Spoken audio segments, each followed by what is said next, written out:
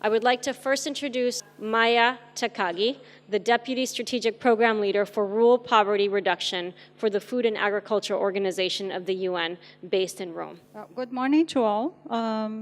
Thank you all for coming to this session on leaving no one behind. And I will give some overview, to set the scene on trying to focus on identifying and reaching vulnerable groups. And of course, we are now changing a bit the lens, from nutrition, entry points, also to look at poverty entry points. Who are the vulnerable? They are poorest. And then I will try to address this connection.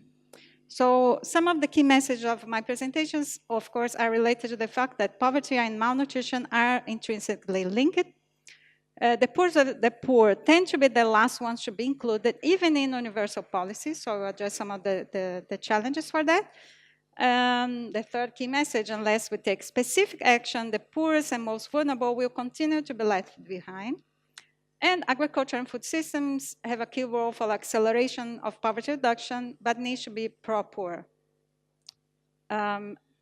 So the first point about poverty and the link between poverty and malnutrition. So we all know with evidence, we've been talking about we need to use evidence-based interventions, no? So of course, extreme poverty is a key determinant of hunger and nutrition status, linked to minimal and inadequate access to income, essential health services, and basic infrastructure, which can also link not only to access, but to utilization of food, health, sanitation, water, as we've been seeing in it. The second point is that the most dimensions of food security and nutrition show disparities and inequalities between wealthier and poorer countries, but as well as within countries, between urban and rural areas, within regions, by income, and of course, not only geographical inequalities, but intra-household inequalities that we've been also discussing, related to gender, related to age, and ethnicity. A particular element that is indigenous people tend to be poor and mostly affected by not only by lack of income or natural resources, but also by discrimination, violence, assimilation policies in the education and health system that are not appropriate to their ethnicity and their culture and their knowledge, and the dispossession of land and denial of land rights, which is a key element for their livelihood. So this is one of the graphs that show that, these red dots show the lowest income quintiles, and of course, on the other side, we have the highest income quintiles. And then we see for each of the countries, I'm sorry that you cannot see, but each line is a different countries. So this show that the poorest children show higher level of stunting. So showing by income and by age, no? This is one example of the linkage, but I cannot go much longer because this is a very short presentation. So some considerations regarding how to make the poverty dimensions nutrition sensitive, or how to increase poverty reduction in this context of hunger and poverty eradication.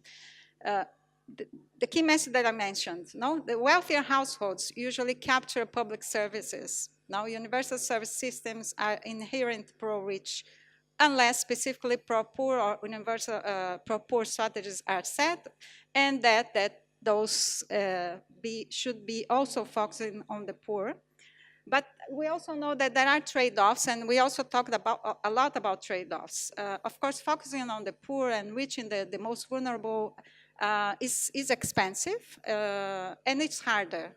Now they live in more remote areas, they face different barriers to access public services, but it's the only way that we need to consider this element of expenditure in the targeting mechanisms, and of course address different demand-side constraints like lack of literacy, lack of education, religion barriers, and different kinds of barriers that that harm the poorest access to those universal service systems as education, health, sanitation that I mentioned.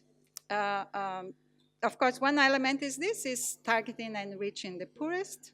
And the issue is that we need also to have a lens on redistributed justice in income and assets, which is not that easy, like better returns to labor.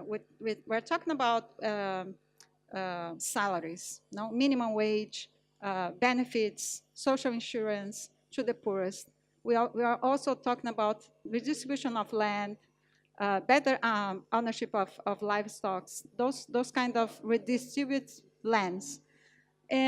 And we also need, as we know, a better understanding of those barriers and the location of the most vulnerable and how they are distributed along the country and the municipalities. And we have lots of us on some aspects of those inequalities, of those barriers, but we don't have on all of them. And this is one of the examples of unequal access to universal services and policies, for example, in terms of, this is just an example, in Uganda. It's the access to education. So this low axis show the grades of each education levels and the percentage of population who access these grades. And each of the lines show different income, quintiles, and also gender.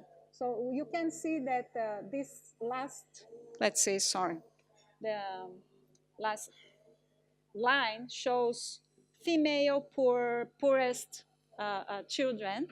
So even in universal, let's say, system services, the female poor are the ones that have less access to those services. And this is gradual. You can see from the poorest to the less poor, and even women and men.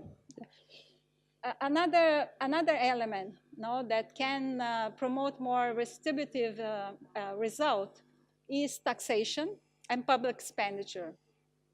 And this also graph shows that when you consider the taxation policies, taxation elements, the inequality is lower than when you disconsider taxation policy. This is when the tax rate of inequality, when you consider this, the rate when you disconsider. It's something that we are not talking much about, how to implement those policies. We need taxes. So very quickly, this is a bit of kind of stylized way to show who are the rural extreme poor today. No? We know that we have 730 million extreme poor people considering the poverty line of $1.9 a day. About 80% live in rural areas. So there is a rural bias on the extreme poverty in the world. And then part of them live in forests and savannas. So this, as I said, a stylized way of showing from urban to more remote areas, to more high productive areas, less productive areas, mountain areas, desert, and most remote areas. And this is the context that we need to understand, not only using national data, nor individual inter-household data, but how is it distributed among the different regions and subregions and contexts. They are often not smallholders only, but landless, wage workers, forest-dependent people, which are often neglected in policies.